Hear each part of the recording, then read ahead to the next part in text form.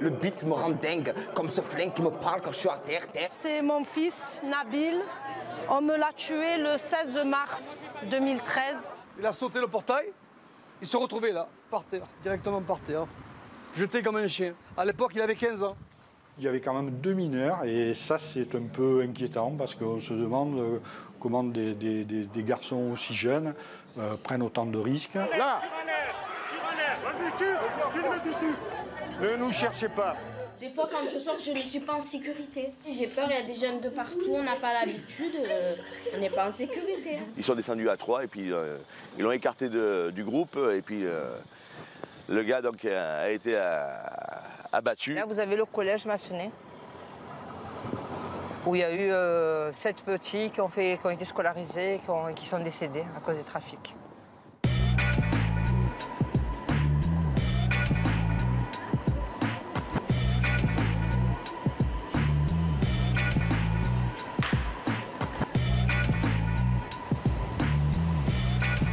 Marseille, la capitale européenne de la culture, et la bonne mère qui veille sur la ville. Marseille, c'est aussi les quartiers nord et une guerre sans pitié entre 80 cités pour encaisser les millions d'euros du trafic de drogue. Au milieu des quartiers nord, il y a le commissariat du 14e arrondissement. Jean-Jacques Guardiola, surnommé Papa, est un policier de terrain respecté et expérimenté. Il prépare une descente dans une des cités les plus chaudes de Marseille. Eh bien, vous faites ce que vous faites tous les jours. On ne lâche rien, que ce soit les gros, les petits, on attrape tout le monde et on verra après au triage. D'accord? En passant, je vous félicite pour les résultats du mois de mai qui ont été excellents. Vous savez faire, donc on continue. Allez, on y va. L'armement, c'est prévu. Lanceur. Les flashs, on en a combien? 2.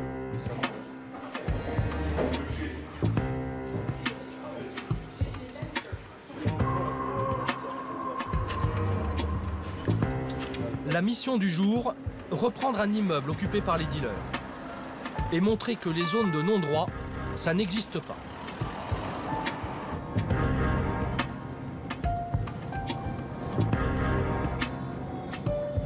Là, on va citer les Flamands. Alors, les jeunes, les dealers, là, ils ont pris possession des halls d'immeubles et ils font un contrôle absolu sur la population en faisant des barrages.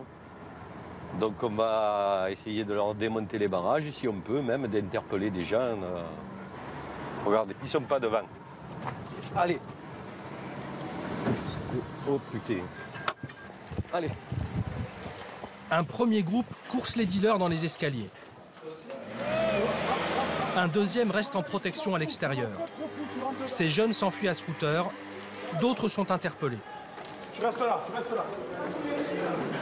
Je vais passer au mur. Ah ouais. Le premier groupe arrive enfin au barrage. Laisse filmer, laisse filmer. Des sommiers métalliques, des barrières de sécurité et des caddies de supermarché.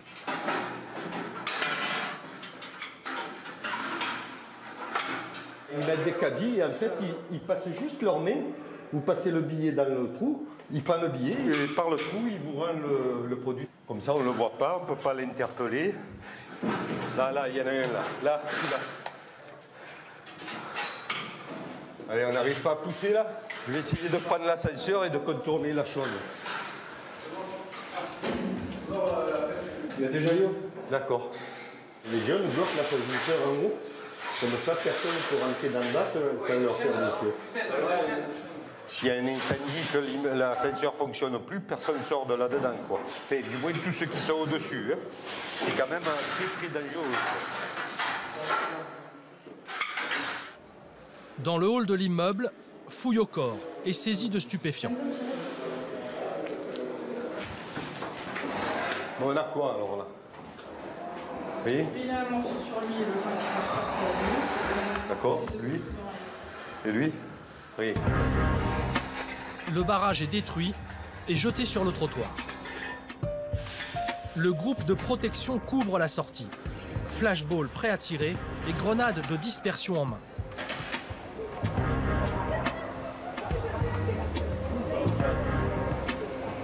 Donc toi, avec ça, on va te ramener. Hein. Tu habites où toi? Aux Oliviers. Aux Oliviers. Mais vous êtes sûr, monsieur, pour ça? Pardon, oui, oui. En fait, tant que vous viendrez ici, on viendra nous aussi et on vous ramènera. Bon, le Toulonnais, vas-y, tu montes dans ta voiture. Tu n'auras pas tous les jours cette chance. Hein. Thierry, va là-bas avec le flash. Vous me les gardez à distance. Allez, mets les mains dans le dos. Voilà.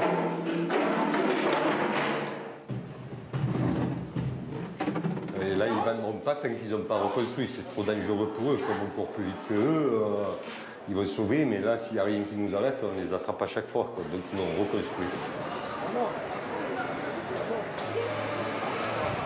Ça vous arrive qu'il y ait des trucs qui tombent des étages? Oui, il faut bien regarder. Parce qu'il y a pas mal d'immeubles. C'est pas revenu n'importe où. Vous montez tous dans les voitures sauf les protections. Là. Vous restez, vous les menacez du flash. Une protection haute, tant qu'on n'est pas dans les voitures. Là, sur tout le monde. Au moment de partir, caillassage. Doucez.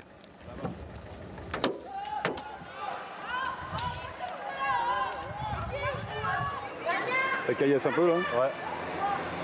Mais pointe-les. Ferme-la la face. Oh, demain on est encore là. Hein. Là. Vas-y, tire. Ne nous cherchez pas. Gardez votre place, monsieur. Ah, vous êtes content, vous êtes content. Ouais. Je me régale, ouais. Allez. La première voiture. Montez. Avec tout le monde, ils en profitent du trafic. Il y a une interruption. Ils sont gavés vers le trafic. Et vous partez. Pourquoi vous restez Oh, il va la fermer ou on va la mener, lui? Oh. On va revenir, t'inquiète. J'ai plus rien à foutre ici. Bon. Allez, Laurent. Allez, vas-y. Go. Attention. Voilà, ça finit souvent comme ça. Je vous avais dit qu'il fallait regarder en l'air. Hein. Quand toute la cité est contre vous, des fois il y a des cités qui nous aident et tout, mais là, si on n'arrive pas à infiltrer la cité, on recommence chaque fois. Hein. Ils sont énervés, ils n'aiment pas qu'on les contrôle, on va dire, chez eux. Retour au commissariat. Bilan de l'opération, une interpellation avec saisie de drogue et un policier légèrement blessé à la tête. Il a dit qu'il a écrasé. Qu'est-ce qui vous est arrivé? Il y a des blessés ou quoi? Non, mais ça va. Arrête, non, mais dites-le moi, je vais annoncer à... Non, mais c'est un caillou. Il y en a un qui a une... Après, ça va. C'est sur sa tête. C'est la bagnole. C'est ma tête, je sais pas. C'est plus costaud qu'une voiture, hein. Il y a eu un individu interpellé pour stup que nous allons traiter au BJA 14. Et il y a eu usage des gazeuses et du flashball. Aucun fonctionnaire blessé, pas de véhicule endommagé. Et de l'autre côté, le flashball, il n'y a pas eu d'impact sur un individu. Donc tout va bien. Qu'est-ce qu'il y a? Tu as un impact? Des marques de pierre sur le toit, la routine. Ah, fais voir c'est laquelle celle-là. Ah, 53-50, ça va. Toujours dans les quartiers nord, la plaque tournante du trafic de drogue, c'est la Castellane.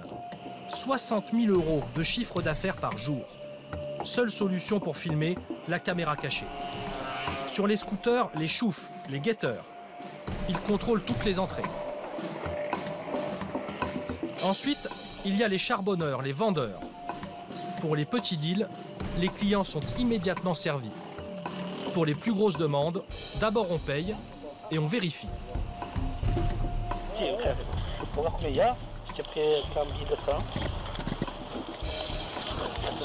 Le vendeur fait une réduction de 50 €. Mais attention, la police n'est pas loin.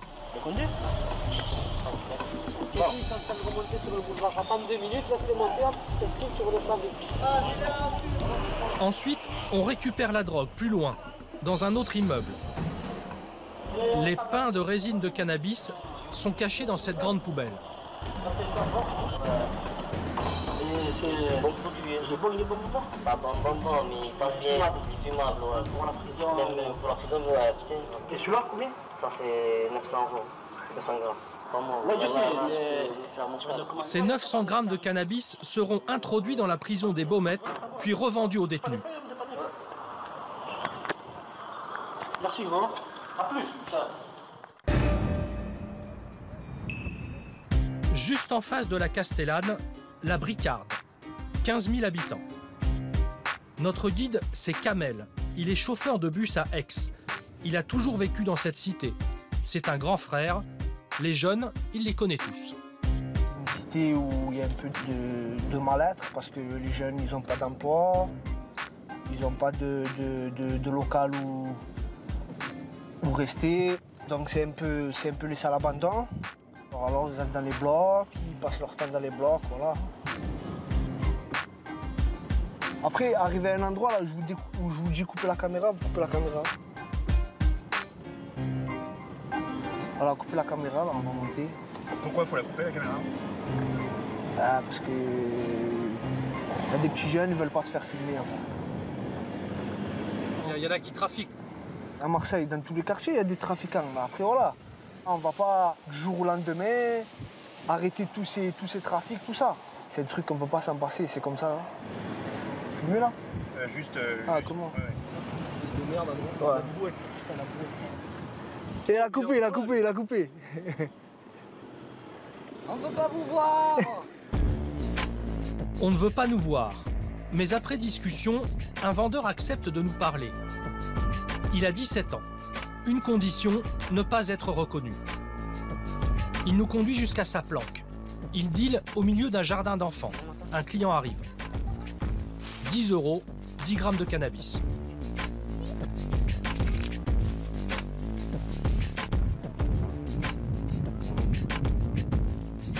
En détail, à peu près ce qu'il y a, 50, ça c'est le 10 et la bœuf. Et ça c'est les 20. Il y a le patron qui ramène tout ce qu'il faut, quoi. Et voilà, dès le matin, je commence à me poser. Et voilà, je vends, je fais ma journée. Je peux faire 1500 en une journée, ou je peux faire 2000. Jusqu'à 2000 € par jour. Un réseau parfaitement organisé et hiérarchisé. D'abord, il y a le guetteur. Il est payé environ normalement 50 € par jour. Après, il y a le charbonneur. Le charbonneur est payé un peu plus, 80 ou des fois ça dépend, 100, ça dépend de ce qu'il fait le réseau, 150. Et après, il y a le gérant qui s'occupe des guetteurs, tout ça, il paye les guetteurs. Ça marche comme ça, voilà. Après, il y a le patron. Il y a les mobiles aussi, des fois, guetteurs mobiles, en scooter. Quand la police rentre, ils montent, ils disent un peu Akha, et voilà. Ça crée Akha quand ils sont là, quand il y a la police. Et ils viennent souvent? On peut dire que c'est chaud en ce moment. Parce qu'on les voit souvent, ils nous regardent de travers, ils nous font un peu chier, quoi.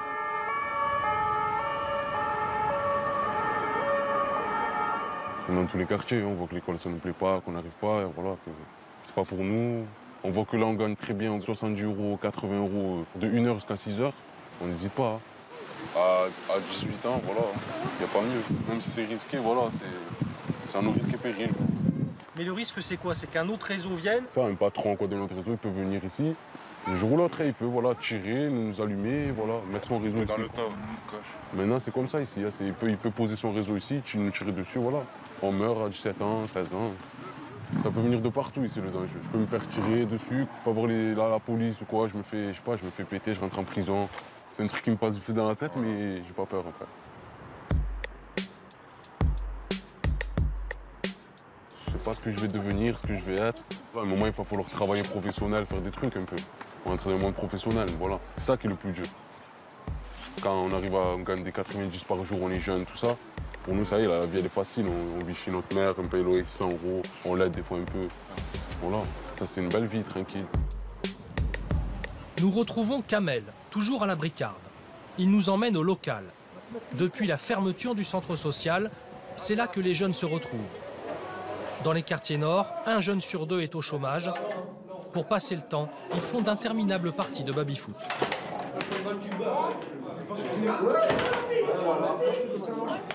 Là, c'est un petit peu un lieu de rencontre où ils peuvent tous se réunir. Quand un jeune il a un problème, on le voit. Le petit commence à dérailler un peu. Bon, on essaye un peu de le remettre sur les rails, mais bon, On n'est pas, comme je vous ai dit, on n'est pas ses parents, on n'est pas ses frères, ses sœurs. On essaye de lui donner les meilleurs des conseils. Après, c'est à lui de les suivre. Mais bon, comme je vous ai dit, un peu, ce quartier il a été laissé un peu à l'abandon. Il y a de moins en moins d'éducateurs. Pour les jeunes, il n'y a pas assez de soutien. Il joue aux cartes sous le regard protecteur de Kader, le gérant du local. On arrive à essayer, pas faire, essayer d'être avec eux, les accompagner dans le boulot. Moi-même, tout le temps, je leur pose la question, est-ce qu'ils travaillent, est-ce qu'ils ne travaillent pas, parce que bon, je connais les parents très bien, on a grandi ensemble. La plupart, ils sont tous nés là. À 7-8 ans, ils savent très bien où ils vont, parce qu'ils grandissent tout seuls.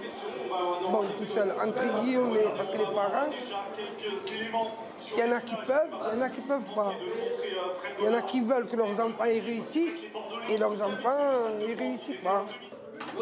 C'est pas l'horreur, mes frères me manquent. Je suis pas acteur, à part mon propre film. Quartier Nord, je le vis, qui viennent, qui filment, qui copient, qui pompent. Je suis scénariste, armé d'un fusil à pompe. La mort, j'ai croisé, je prends mes devants gros. J'en place une à ton CEO, qui a pas eu d'armer son flingue, frérot. Je veux pas du mal, mais le mal vers moi, Je vais niquer sa mère en tout azimut. Nous, on n'est pas des putes, on prend soin des enfants, on les protège. La musique, on l'a appris sur solfège. Je fais du rap léger pour les confirmer. Laisse-moi m'envoler. Non, je veux pas ton succès, non. Je veux pas sucer, tenir le coup avec de la coque. Nani, Tout le monde le sait, il y a de la drogue, on a la possibilité d'y aller, on y va pas, mais on sait les risques. On va se faire tuer, on va pas se faire tuer. On n'est pas, c'est pas j'ai mon CDI, je suis devant le poste, c'est tranquille, il y a des risques. Les risques, ceux qui les prennent, ce sont que des grosses couilles. J'ai déjà vendu. On n'a pas d'argent, et faire quoi? Il faut que je fume. Il n'y a que ça pour me calmer, pour que le manque d'argent. Retour au commissariat du 14e. Cette fois, papa et ses hommes ciblent la cité de la Busserine. Rien n'est laissé au hasard. C'est une opération délicate. Délicate, oui, de par la configuration, parce qu'on va monter par les toits, et de par le contexte, parce que c'est en plein milieu de la cité, il y a beaucoup de monde. Donc il faut avoir le bon timing et un poil de chance pour réussir à attraper le dealer. Et eux, ils arrivent par où? Par là? Ouais, par là. D'accord. Par le Porsche, là. Ils descendent, ils montent dans l'immeuble. Dans la voiture, il reste Julien et Blond, qui vont se mettre devant.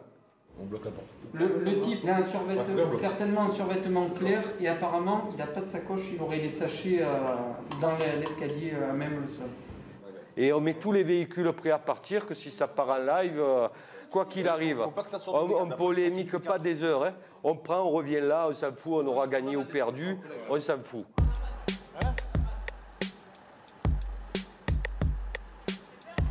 J'ai une bombe lacrymogène en cas d'invasion des individus présents sur place pour pouvoir nous protéger et nous extraire au besoin. 9 mm, parabellum, c'est efficace. Nous avons des grenades de dispersion. Voilà, on la tient là. On a 1 seconde 5 pour envoyer. Comme souvent, 2 équipes sont prévues. Objectif, prendre les dealers en tenaille. La première équipe entre prudemment dans la cité.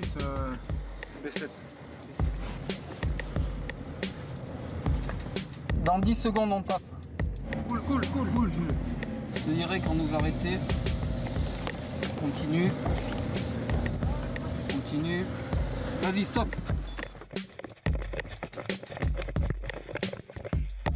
Top les amis, top. La deuxième équipe entre en action. C'est reçu? Ouais, reçu. Putain, il y en a là, quoi. Une fois le dealer repéré, course-poursuite dans les escaliers. Mais il a été prévenu par les guetteurs. Le dealer est debout sur cette trappe. Il empêche les policiers de la soulever.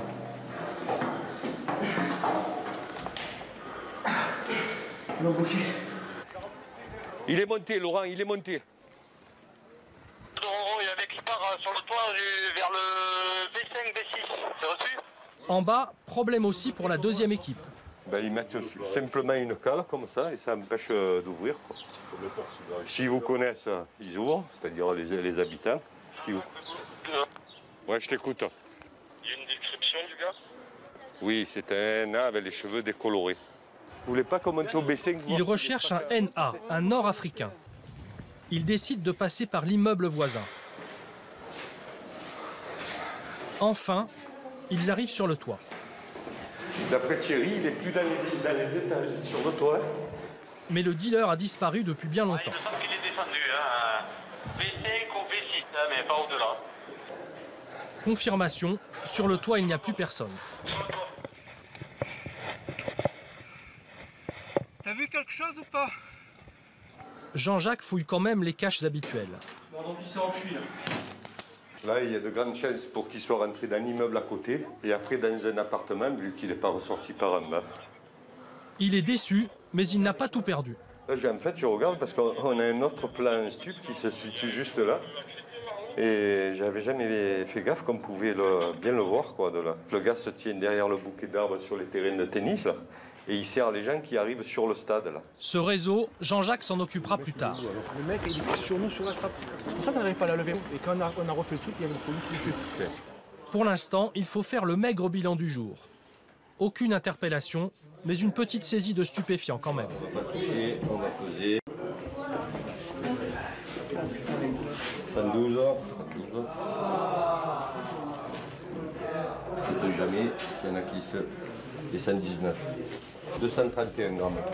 Bah, il faudrait les compter, mais on ne veut pas toucher parce que des fois, on fait des prélèvements d'ADN dessus, donc on est le j'arrive avec un Callégant qui va remettre dedans. Là, il y a 400 ou 500 euros par sachet à peu près. Ouais. Mais bon, là, il a perdu une brave journée quand même.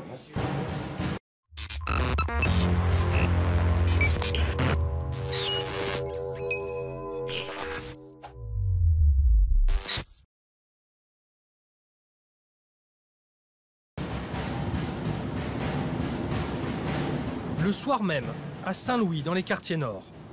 7e règlement de compte de l'année. Peu après la fusillade, comme d'habitude, Jacques Dallest, procureur jusqu'en juillet dernier, arrive sur les lieux. Ce qu'on sait pour l'instant, c'est qu'un coup de fusil de chasse a été tiré sur la victime, plutôt dans le bas du corps, au niveau des reins. On a une dizaine de projectiles qui semblent être projectiles d'une cartouche, qui l'ont atteint mortellement. Ça vous étonne de voir un crime de la sorte Rien ne m'étonne plus, vous savez, on a toute forme d'homicide, sauf que malheureusement on a trop souvent des règlements de compte, on a eu des crimes de toutes sortes à Marseille. Il y a le père là. Oui, je suis son père là, maintenant. Non, mais on n'a pas dit qu'il y avait des soucis. Il y a des procureurs. Il veut voir le corps de son fils. Impossible car les enquêteurs analysent la scène de crime. Il y a le médecin. Ça fait le mot.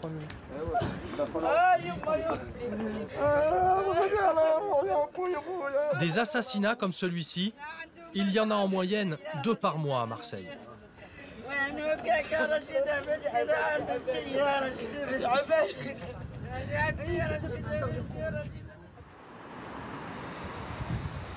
Le lendemain matin, au palais de justice, nous retrouvons le procureur. Des règlements de compte, il en a vu des dizaines. Dans les quartiers nord, pour être respecté, il faut tuer. Ceux qui sont un peu plus malins que les autres et un peu plus violents, qui ont une capacité de violence, être capable de flinguer ou de mettre à l'amende, c'est aussi un marqueur. C'est ça, comme ça que se dégagent des chefs, des petits chefs. Et c'est aussi une façon de s'imposer. Si vous n'êtes pas capable de flinguer ou de tirer, vous n'êtes pas crédible dans la cité. Quand on arrête un trafiquant, ce qu'on appelle un gérant, celui qui gère, on le met en prison, qu'est-ce qu'il va faire? Il laisse la place. Donc un autre va prendre la place. Le gérant en question, il peut télécommander l'exécution de celui qui lui a pris la place. Même chose quand le gérant a fini sa peine, ou quand il est mis en liberté, il sort de prison. Et là, il va inquiéter ceux qui lui ont pris la place. Et on va le tuer. Et un certain nombre de jeunes qui ont été tués ces 2 dernières années étaient sortis de prison pas très longtemps avant, voire le jour même. Des guerres de succession pour le contrôle des réseaux de drogue, c'est ce qui explique en partie la violence à Marseille. Ces jeunes armés de Kalachnikov, Gilles Tachon les a traqués pendant 30 ans. Policier à la retraite depuis peu, il nous emmène sur les lieux d'un règlement de compte, celui qui a tout déclenché. C'est lui, la victime. C'est un véhicule qui est arrivé donc, dans ce sens-là. Et qu'il y avait le groupe de jeunes qui étaient réunis, qui fumaient donc leur pétard tranquille qui était là. Et puis bon, il y a un différend commercial certainement qui a eu lieu. Et puis ils sont descendus à 3 et puis ils l'ont écarté du groupe. Et puis le gars donc, a été abattu. Et je vois que, vous voyez, à Marseille, donc, on entretient encore la mémoire donc, de ces gens qui sont tombés. Mais lui, c'est la première victime donc, de la guerre des gangs des cités. Parce que gang, c'est un grand mot. La plupart des concitoyens donc, ils sont attristés par ce genre de phénomène, mais enfin, ils comptent les victimes et puis je dis, bon, un trafiquant de moins. Maintenant, un jeune de 16 ans, une arme de guerre dans la main, il va l'avoir facilement, il va se la procurer parce que l'argent, il l'aura. Et puis, il viendra vous déglinguer, il viendra vous tuer, pour un oui, pour un non, pour un moment d'humeur, un rail de coque dans les narines, et puis c'est terminé. Et puis, il monte au feu, il monte au combat. Puis, il n'y a aucun problème, là, il viendra vous flinguer. Ensuite, direction la cité du Clos-la-Rose. Visite guidée. Dans cette cité, c'est un point d'entrée. Sur votre droite, près du local poubelle, vous avez ici donc, le gars qui se met là donc, en surveillance pour les véhicules suspects, en criant le hara. Hara, en voulant dire, donc c'est la police scapée. La seule chose qui manque, c'est le fauteuil. Un peu plus loin, un dealer a été abattu. Un enfant de 11 ans passé dans la rue, il a été blessé d'une balle dans le cou. Une Alfa Romeo et une Jetta Volkswagen sont venus, qui ont mis pied à terre, ils ont tiré sans sommation. Pourquoi ? Et pourquoi ? Parce que bon, il y avait différentes cités, entre clans, et avoir donc la même mise sur tous ces quartiers, sur ces cités qui sont à 100 mètres dans le vol d'oiseau, c'est des sommes donc considérables, 20-30 000 euros par jour. Sur le mur, cette plaque en mémoire du dealer, à la fois acteurs et victimes de la guerre des gangs. Victimes eux aussi, les habitants des quartiers nord. Ils manifestent régulièrement sur les marches de la gare Saint-Charles. Beaucoup de mères de famille, parmi elles, Baya. C'est mon fils, Nabil Djiyoyo. On me l'a tué le 16 mars 2013. C'est le petit qui a été retrouvé dans la voiture calcinée à la SNCF. Voilà, moi je suis là pour mon fils et pour tous les quartiers de Marseille. Tous les mois, on enterre quelqu'un. Stop, on en a assez. C'est plus possible. Dès qu'il y a un règlement de compte et qu'on entend qu'il y a un enfant de 19 ans ou 18 ans qui a été tué, on est là toute la nuit à savoir en téléphone, pendu au téléphone pour savoir si c'est notre enfant ou c'est l'enfant de quelqu'un d'autre. Alors il y en a marre de voir toute cette violence. Trop de morts et pas assez de moyens pour les centres sociaux dans les quartiers. Nos quartiers sont morts, les centres sociaux, il n'y en a plus, alors que les centres sociaux faisaient beaucoup de choses pour les petits. Moi, j'allais au centre social de Fontvert et c'était super bien, il n'y avait aucun minot dans la rue. Dans la manifestation, c'est deux femmes politiques. Elles sont cousines, représentantes des quartiers nord. Nora Preciosi, conseillère municipale UMP, et Samia Ghali, sénatrice socialiste. Les morts, on ne les invente pas, les blessés par balle, on ne les invente pas, c'est une réalité. Il faut maintenant sortir de ça. Il faut que pour pouvoir sortir de cela, il faut tout simplement permettre aux enfants de réussir. Et quand je vois 46% dans certains quartiers de jeunes qui sont dans le décrochage scolaire, ben, je m'inquiète. Je m'inquiète pour cette ville. La question du transport en commun, la question, je l'ai dit, de l'emploi, de la formation, c'est de la question du logement aussi, le mal vivre aujourd'hui à Marseille dans les cités, ben, c'est insupportable. Le soleil, la mer et Notre-Dame, ça ne suffit pas comme cliché pour redorer et donner réellement de la force aux Marseillais. Les mères de famille des quartiers nord ont créé le collectif du 1er juin. Elles ont rédigé 23 propositions sur l'emploi, la police ou le logement. Aujourd'hui, le schéma est catastrophique. Vous avez toutes ces mères ici qui pleurent parce qu'il y en a la plupart d'entre elles ont perdu un enfant, un neveu, un fils, un petit-fils. Donc si on est là, c'est pour la solidarité.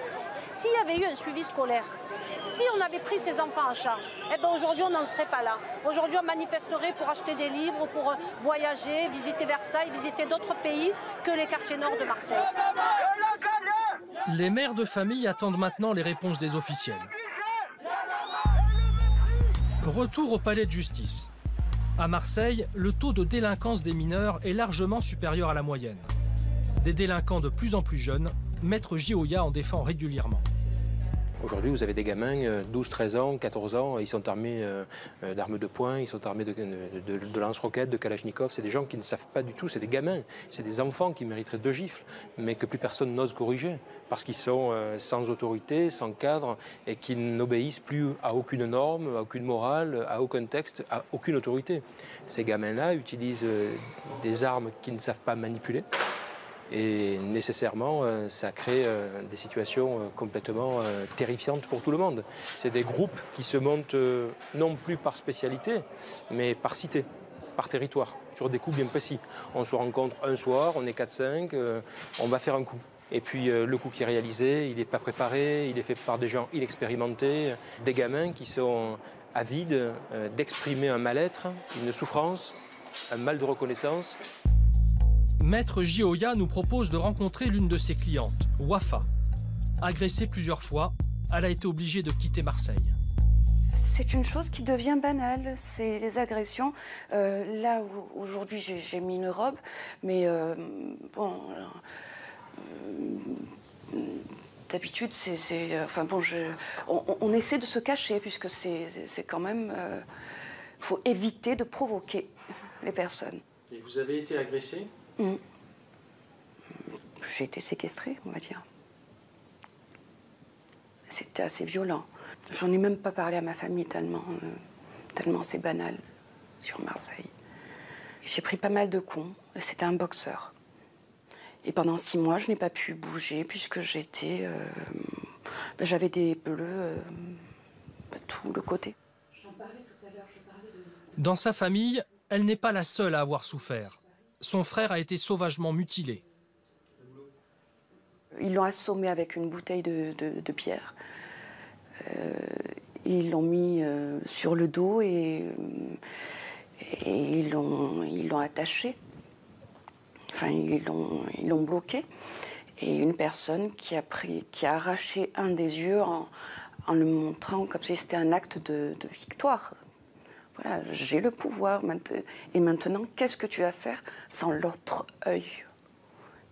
Donc, celui-là, on l'a retrouvé dans le caniveau, cet œil-là. L'autre, on l'a récupéré, il y a eu 19 heures d'opération pour récupérer le second œil qui tenait. Tout simplement. Voilà. On ne sait pas exactement ce qui s'est passé, on ne sait pas. On ne sait rien. C'est des actes gratuits, c'est la drogue, l'alcool, ça détruit tout le monde. Et quand j'ai posé la question à certaines personnes qui étaient là, qui étaient présents, donc ils nous ont dit mais on ne sait pas pour qui, on n'est pas des balances. Celui qui a arraché l'œil du frère de Wafa s'est pendu en prison. Des dossiers d'agression, Maître Gioia en a des dizaines. Parmi ses clients, des bijoutiers, cibles privilégiées des 30 vols avec violence ou à main armée qui se déroulent chaque jour. Le délit à la mode, c'est l'arrachage des colliers en or, 20 par jour. Le cours de l'or est élevé, donc l'or se vole, s'achète et se revend très facilement. Gilles Morel a été braqué 3 fois en 6 mois, 30 000 € de perte. Vous l'avez porté une fois, déjà vous aviez remis. Ils sont arrivés très violemment, ils ont enfoncé la porte qui n'était pas celle-ci, puisque là maintenant on a mis un sas, mais il y avait une porte assez simple, quoi, avec ouverture, gâche électrique. Ils ont défoncé la porte, ils sont rentrés avec des pistolets ou des massettes, ils ont cassé toutes les vitrines intérieures, ils ont neutralisé les personnes qui étaient là et ils ont demandé d'accéder au coffre. Et donc ils ont pillé le coffre, ils ont pillé les vitrines. Donc c'était très violent, on essaie de se protéger, on essaie de ne pas prendre trop de risques, on n'a pas le temps de réagir, de réaliser ce qui se passe parce que c'est soudain, et puis ils arrivent en nombre. Le problème, c'est que dans le lot, il y avait quand même 2 mineurs, et ça, c'est un peu inquiétant, parce qu'on se demande comment des garçons aussi jeunes prennent autant de risques. Depuis ces braquages à répétition, il a investi dans la vidéosurveillance et un sas de sécurité. Surprotégé comme dans une banque, mais avec toujours la peur au ventre. À Marseille, les armes sont aussi du côté des citoyens exaspérés. Cette famille est victime de l'autodéfense. Antoine venait, semble-t-il, de cambrioler un appartement. Le propriétaire lui a tiré dessus et l'a tué. C'est une assassine, ce monsieur. Je veux que le lève la tête. Un petit comme ça, de 15 ans, on se tue comme ça. Il faut pas. Je ne peux pas vous dire exactement comment ça s'est passé, mais je pense que c'est comme ça, là. Je pense qu'il est rentré là, dans cette... devant le portail, là, je pense, d'après les bruits qu'ils ont dit. Il est rentré là-bas, dans la maison au-dessus, là, du premier étage. Soi-disant, il est rentré en bas pour voler, je sais pas quoi. Parce qu'ils n'ont rien trouvé, ils ont trouvé une souris d'ordinateur, parce qu'il n'avait rien sur lui, le petit. Et je pense qu'il est parti en courant, il a sauté le portail, il s'est retrouvé là, par terre, directement par terre, jeté comme un chien. À l'époque, il avait 15 ans. Monsieur l'assassin, quand ils ont fait la perquisition, les flics, ils ont retrouvé un arsenal. Il a l'habitude. Hein? Et monsieur se permet de dire, dans la première déclaration, il a tiré pour faire peur. Si on veut tirer pour faire peur, on prend un 12 ou un 16 qui fait énormément de bruit. Hein? Mais monsieur, qu'est-ce qu'il a pris? Il a pris un 22 de l'orif. Et un 22 de l'orif, il ne fait pas de bruit. Il a assassiné mon fils, il a assassiné. Le 22, c'est une arme de précision. C'est une arme pour tuer. C'est ça qu'il a voulu. Il a voulu tuer. Chaque samedi, la famille d'Antoine revient sur les lieux du drame. Elle attend le procès. Le tireur est toujours en détention préventive. La violence est partout, même à l'hôpital. Hôpital Nord, quartier Nord, service des urgences. 135 patients sont pris en charge chaque jour. En 5 ans, les agressions contre le personnel ont augmenté de 80%. Par exemple, en août dernier, un patient blessé par balle et arme à la main a menacé plusieurs infirmières. Pour soutenir et rassurer, une cellule de soutien psychologique a été créée. Une cellule mise en place par le docteur Jean, le médecin-chef des urgences. Ça va, bon. Un certain nombre de problèmes de violence trouvent leur origine ici, dans ce lieu qui est vraiment le point chaud des urgences, qui est la salle d'attente. Claques, coups de poing, tentatives de strangulation, griffures, morsures, crachats. Dans 10 minutes, elle doit être encore à l'extérieur. Il y a quelques mois, à qui on avait refusé, dans un premier temps, l'entrée des urgences parce qu'il y avait quelqu'un d'autre dont il fallait s'occuper, donc il devait attendre, qui a fracassé à coups de poing la porte d'entrée, là, qui a complètement explosé de rage. Et la présence d'un agent de sécurité est devenue une nécessité incontournable. Est-ce qu'il vous est arrivé d'avoir eu peur? Peur? Non, peur non. Choqué, oui. Par le comportement des gens, oui. J'ai eu une intervention ici au Cap 48, de personnel psy. Il était un peu agité, un peu agressif, il est sorti. On l'a interpellé et tout. Il dialoguait et tout. 5 minutes après, je ne sais pas ce qui est passé.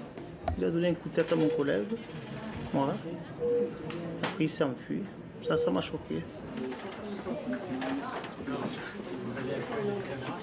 Et une autre fois aussi, un patient qui était venu, je ne me rappelle plus exactement pourquoi, et ça ne relevait pas du tout du service d'urgence. On avait le service qui était complètement bondé. Et donc, c'est pas qu'on l'a refusé, on l'a réorienté sur un médecin généraliste, parce qu'on ne peut pas refuser les patients, mais on les réoriente au mieux.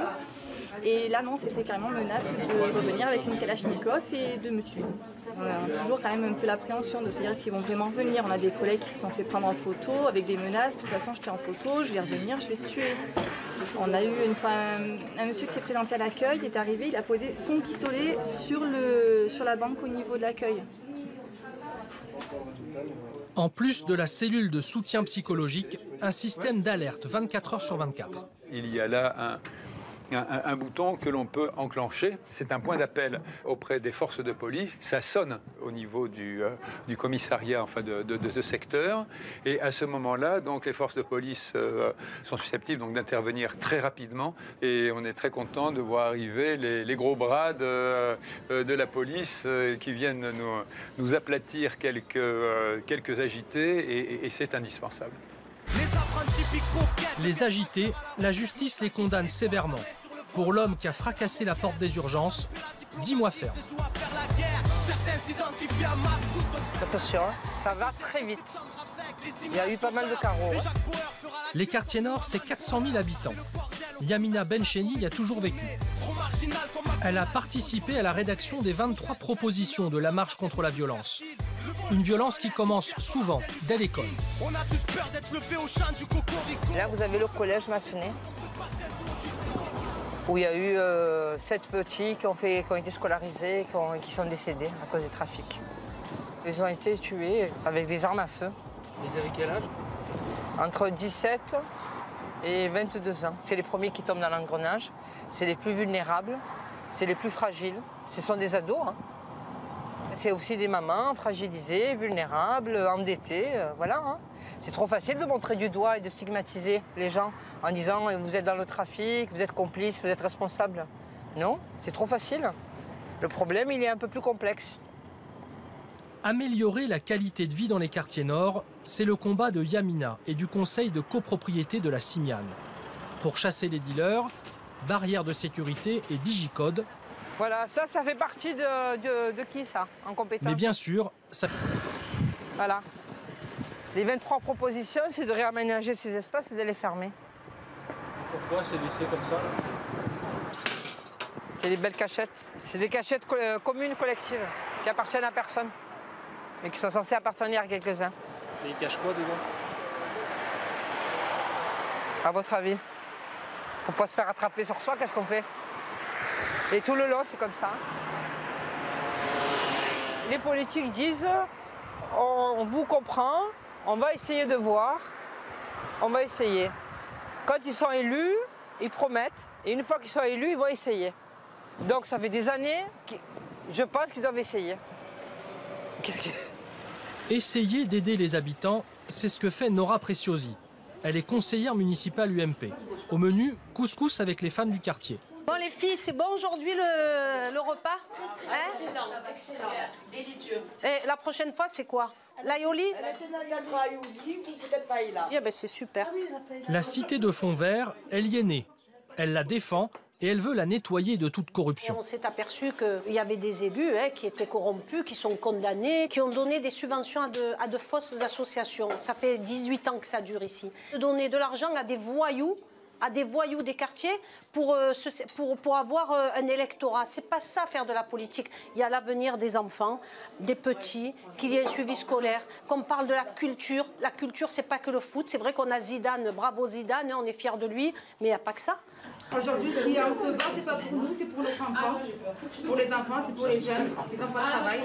C'est une génération perdue. En tant que femme, comment vous la ressentez cette journée? On est catalogué. Pour l'instant, il n'y a rien qui se fait. On veut du changement et c'est maintenant. Dans les quartiers, on n'est pas en sécurité en fait. Voilà, donc la police vous les appelle et ils ne rentrent pas, ils ne viennent pas, ils interviennent bien. Donc ils ne vont pas venir sur place, après 1 heure ils arrivent, mais c'est trop tard. Hein. Et le manque de sanctions, parce que même s'ils viennent et qu'ils font une tour du rond-point et qu'ils repartent, ça ne sert à rien. À quelques mètres de là, nous retrouvons Jean-Jacques et ses hommes. À l'extérieur de la cité, contrôle des véhicules. À l'intérieur, vente de stupéfiants. Mais aujourd'hui, ils ne contrôlent pas les dealers. Pour asphyxier le trafic, ils cherchent les acheteurs. Là, on est dans la cité Fond-Vert. On regarde les véhicules qui rentrent et qui restent, on va dire, 3-4 minutes, pas plus. Pour nous, c'est un signe qu'ils vont acheter de la résine de cannabis. Voilà, le scooter, là, à 2 et la Fiat 500. Et on ne peut pas les laisser faire ça en toute impunité. Il faut qu'on les gêne absolument. Pour un acheteur récidiviste, en théorie, c'est 1 an de prison et 3 750 € d'amende.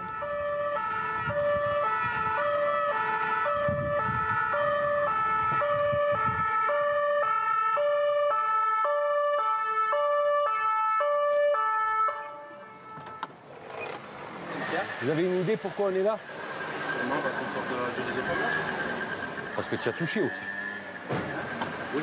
Tu vas me donner ton produit stupéfiant. Voilà. Hein, comme ça, on ne va pas polémiquer longtemps. Puisqu'on te voit, il n'y a pas de souci. Allez, vas-y. Voilà. Donne tout. Après, voilà. Là, c'est des combien, ça? C'est des 20. 60 €. Vous allez m'embarquer? Je vais t'amener. Aujourd'hui, ça va... Écoute-moi. Normalement, c'est une condamnation et des trucs un peu plus précis. Aujourd'hui, ça va... Tu joues au foot, toi? Non, du tout. Bon, dommage.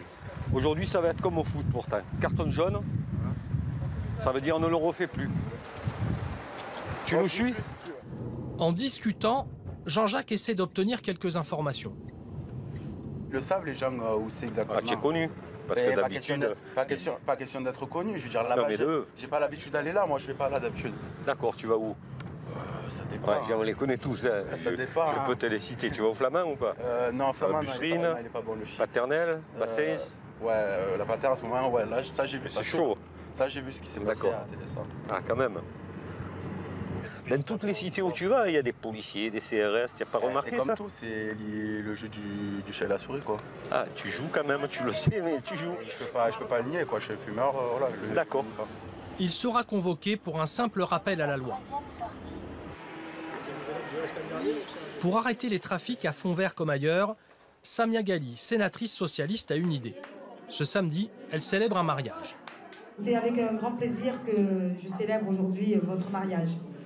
Article 212. Les époux se doivent mutuellement respect, fidélité, secours et assistance. Son idée est simple, déployer l'armée dans les quartiers. Quand vous avez des cités où il y a des armes de guerre qui se baladent, où les enfants achètent je dis bien les enfants, parce que quand on a 13 ans, 14 ans, pour moi, c'est encore des enfants. Ils sont capables de s'acheter des armes de guerre comme on achète une paire de baskets. Ben, ça pose un problème, donc j'avais demandé l'armée pour désarmer les cités. Et l'armée pour interdire aux consommateurs de venir dans ces quartiers. Parce que ces consommateurs, quand ils viennent, ils ont le sentiment finalement de ne pas faire de mal, mais si, ils font du mal parce que c'est eux qui font prospérer le trafic, et plus le trafic prospère, et moins les gens dans les quartiers peuvent vivre normalement. Vous avez même des enfants dans les quartiers qui pensent que dealer, c'est un métier. En tant que maire, elle aide les jeunes à trouver un emploi. Elle avait 4 postes à proposer. Sur 40 qu'on a contactés, il y en a 10 qui sont venus. Sur les 10, il y en a 4 qui sont venus au deuxième entretien. Et sur les 4 qui sont venus au deuxième entretien, ils ont eu des CDI. Et il n'y en a qu'un qui est allé travailler. Aider les jeunes des quartiers nord, un sacerdoce pour le centre social Saint-Gabriel. Bonsoir. Bonsoir, serre-moi la main, bonsoir. 4 soirs par semaine, Jean-Charles Bouaniche organise le soutien scolaire pour 35 collégiens. Ouais, en fait, ils ont pas et on va les faire travailler là-bas. Ah ouais, d'accord. Alors on va là-bas. Hein? Je peux le 6e. Allez, vas-y. Allez. Jean-Charles travaille à Saint-Gabriel depuis 25 ans. Les animateurs sont bénévoles, ils sont étudiants en école de commerce. Avec des subventions de plus en plus faibles, Jean-Charles propose tant bien que mal des ateliers vidéo, des cours de danse et des sorties culturelles. Des fois, il y a des leçons que je ne comprends pas trop. Je viens ici et les tuteurs, ils m'aident. Et voilà, et je comprends mieux ma leçon. Pourquoi tu travailles mieux ici qu'à la maison? Parce qu'il y a des tuteurs qui nous aident à faire nos devoirs. On est dans un quartier où les gens ont très très peu de moyens. Élever des gamins dans des cités aussi difficiles que ça, c'est proche de l'héroïsme. Et ben, ils suivent leurs enfants de près et ils veulent la réussite. Pour eux, l'école, c'est l'ascenseur social. Bien sûr, il y en a toujours qui s'en sortent pas, qui finissent délinquants toute leur vie, mais moi, je dis que sur le quartier, 98% des jeunes, ils sont extraordinaires, ils ont des projets. Après, il y a 2% de délinquants. Les 2% de délinquants sur un confetti. Ces territoires, ils sont petits, ils sont très peuplés. Forcément, si on fait un rapport mathématique, on trouve beaucoup de délinquants. On trouve toujours les mêmes 20, 30 jeunes qui sont là. Et bon, qui commettent des actes. Nous, notre stratégie avec eux, c'est de garder une porte ouverte. Quoi. On peut être là, voilà, on peut éventuellement te filer un coup de main. Après, le reste, c'est une affaire de police. Ça dure le mec. La police, les règlements de compte, la drogue, les armes, c'est un sujet fréquent de discussion au collège. La violence, ces jeunes la vivent quotidiennement. C'est pas l'heure, qu'est-ce que là, on dirait en train de parler. Quand on dit qu'il y a de la violence à l'école dans les quartiers nord, c'est vrai ou c'est pas vrai? Oui. Ça dépend du collège.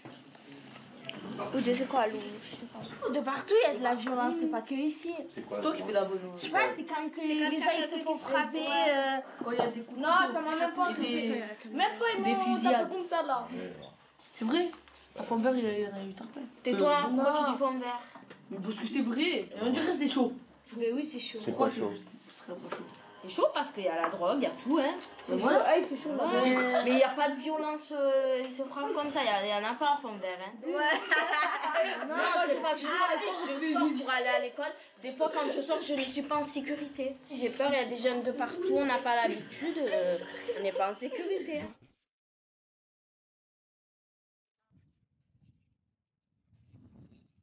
L'un des repères de la jeunesse marseillaise, c'est Ayam, 25 ans de rap. Dans leur dernier album, le morceau Notre-Dame veille évoque Marseille et ses dérives. La violence est en dents de scie. Il y a des moments où elle est en bas, où il fait plutôt bon vivre, il y a des moments où elle remonte.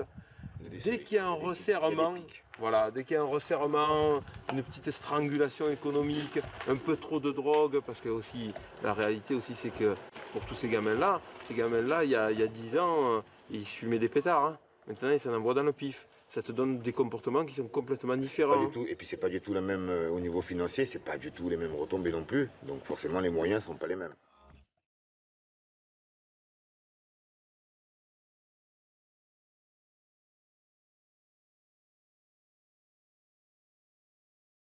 Et si tu possèdes pas de choses, tu es une personne. Donc il faut la bonne voiture, il faut la bonne femme, il faut le bel appartement. Ils veulent ça, ils n'ont pas les diplômes pour, ils y accèdent par la violence, un peu de mélange de jeux vidéo, c'est facile de tuer les gens. Tous ces gamins-là, ils sont dans cette vision-là des choses et persuadés que pour être acceptés, il faut posséder. Mais c'est quoi ça? C'est le capitalisme. Notre-Dame veille. Mais sur qui veille-t-elle exactement? Sur les policiers en guerre contre les trafiquants sans foi ni loi. Sur la justice qui instruit plus de 100 règlements de compte sans trouver les coupables. Elle veille sur les politiques sans solutions efficaces. Sur les commerçants braqués sans pitié. Sur les animateurs sociaux sans subvention. Elle veille sur les jeunes sans emploi. Finalement, Notre-Dame veille sur tous les Marseillais, de plus en plus dépassés